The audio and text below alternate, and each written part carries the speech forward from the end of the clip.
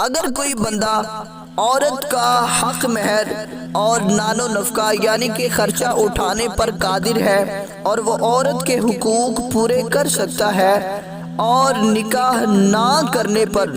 زنا میں پڑ جانے کا یقین ہو، یعنی کہ اگر اسے لگتا ہے کہ وہ ایسی صورت میں بھی اگر نکاح نہ کرے تو وہ زنا میں پڑ جائے گا، تو اس صورت میں اس مرد کا نکاح کرنا فرض ہے۔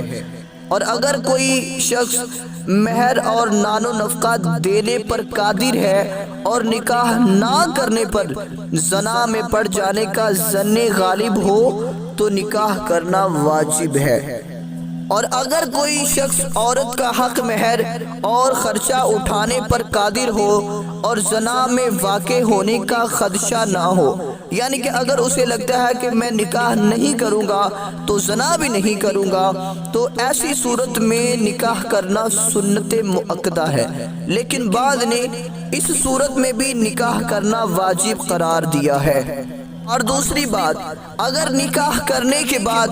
مرد کو یقین ہو کہ وہ بیوی کے ساتھ ظلم اور زیادتی کرے گا، وہ بیوی کے حقوق پورے نہیں کر سکے گا، اس کا نان و نفقہ نہیں اٹھا سکے گا، اس کا خرچہ نہیں اٹھا سکے گا،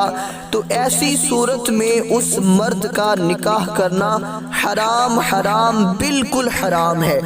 اور اگر کسی شخص کو اس بات کا ظن غالب ہے کہ وہ نکاح کے بعد عورت کے ساتھ ظلم اور زیادتی کرے گا، اس کے حقوق پورے نہیں کر سکے گا، اس کا خرچہ نہیں اٹھا سکے گا، تو ایسی صورت میں اس مرد کا نکاح کرنا مکروہ تحریمی ہے۔ نکاح کا آغاز حضرت آدم علیہ السلام سے ہوتا ہے کہ حضرت آدم علیہ السلام کا نکاح حضرت جبرائیل علیہ السلام نے حضرت حوا کے ساتھ